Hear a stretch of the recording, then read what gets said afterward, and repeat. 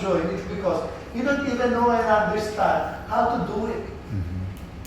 Kaya nga yung time na yun na simpleng bagay na yung narinig ko sa mentor ko eh.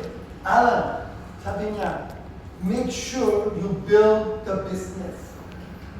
So sabi ko, how to do that? Go out and share. Lumabas ka, magkwento ka. At pag kinukwento niya, sabi niya, make sure join them on your book of business.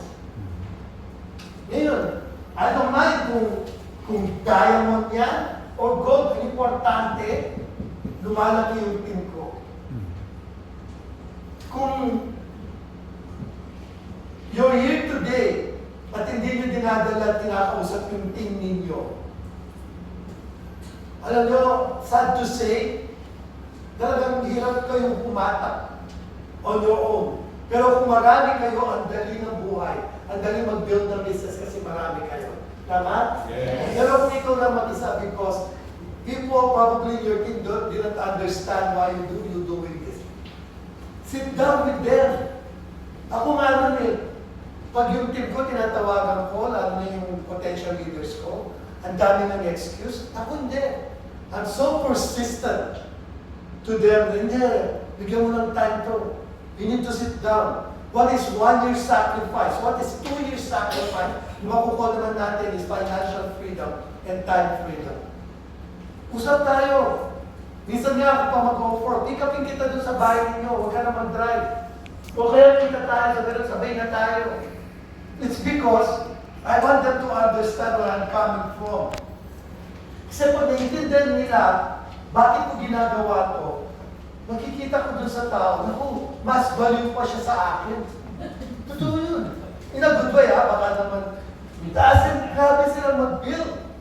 And once you're able to send that message, kasi naiintindihan na nila, and they don't need me, and they do it on their own.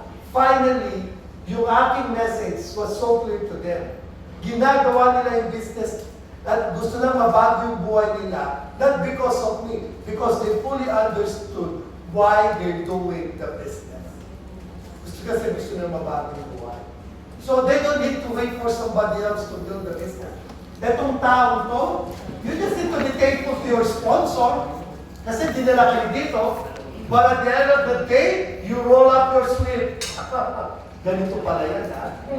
Maghintay ka. Hintay mo. Kung ikaw sponsor ko, anga-anga ka, tatamad-tamad ka, hintay mo. Hindi kita kasi ganun doon yung nangyari. Nung naintindihan ko na to, ay, itong sponsor ko, pag tinatanong ko siya, when we're gonna have a meeting, when we're gonna have a training, ang dami niyang excuse. Alan, sorry, I'm out of town this weekend. And then, how about next week? Oh, so next week I have a family gathering. Ang daming excuse. Ako naman, atat na ako mabago yung buhay ko kasi nakita ko na. Kaya anong ginawa ko? I roll up my sleeve. You don't want to do this business, I'll do it. Nilampasan namin siya. Yun. Milya-milya ang nilampas namin sa kanya.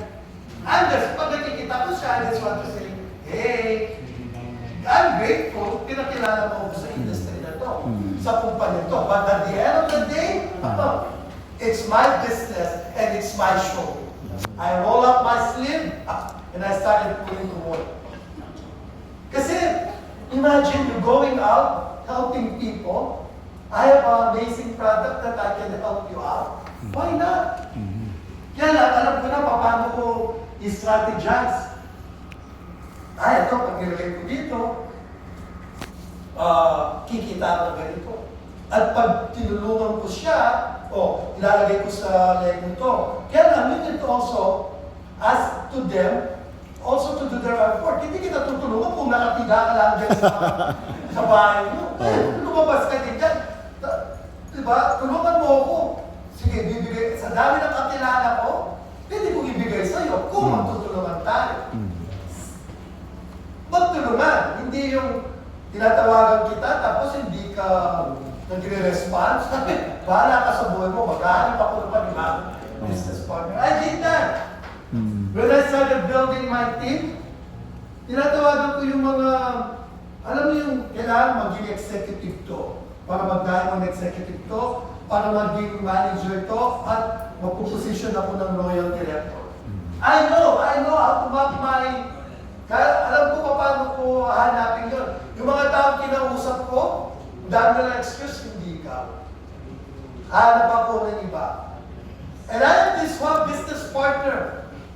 Siguro 1 linggo pa lang siya sa business. 1 week or 2 weeks. Alam ko nag-join siya because nandun ako nung ako nag-present. Yung mga sponsor niya, dami niya excuse. Ginawa ko siya, sabi ko, I have a 30 days program. O, di ba? Sabi niya, I'm willing to work with you in the next 30 days and promote you to become an executive. Ang sabi niya sa akin, what do I need to do, Alan? Lahat, isulat mo yung mga pangalan na kakilala mo, kaibigan mo, kamag-anak mo. Ang gagawin mo lang, tatawagan mo sila isa-isa at sasabihin mo, I got involved in this company and I want to do some demo, no commitment. Yung free time nila. At pag nakakuha ka ng schedule, let me know and I'll put them on my schedule. Ako, tayong dalawa ang pupunta at magpipresent. Ako ang magpipresent sa kanila. At pag nag-join, sa'yo yan. But, really? Sabi niya sa akin, excited. No. First event namin, puno yung bahay niya. Diba? Ako yung pudanang nakapag-start. O nung na-excite lahat. Diba? Sa kanya yun. Na-promote siya in less than a month. Wow. Kasi ba sabi mo, ano? Bangko? Sandali lang ha. Nag-message yung bangko ka.